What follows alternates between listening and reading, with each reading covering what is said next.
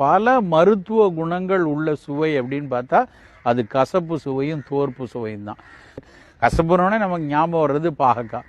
அந்த பாகக்காயில் மொமார்டின், ஷரண்டின் அப்படின்னு 2 ஆல்கலாய்டை கண்டுபிடிச்சிருக்காங்க. ரெண்டுமே சர்க்கரை வியாதியை கட்டுப்படுத்துவதற்கும் வேகமாக நம்ம சாப்பிட்ட சர்க்கரை இரத்தத்தில் கலக்காமல் இருப்பதற்கும் ரொம்ப உதவியாக இருக்குது.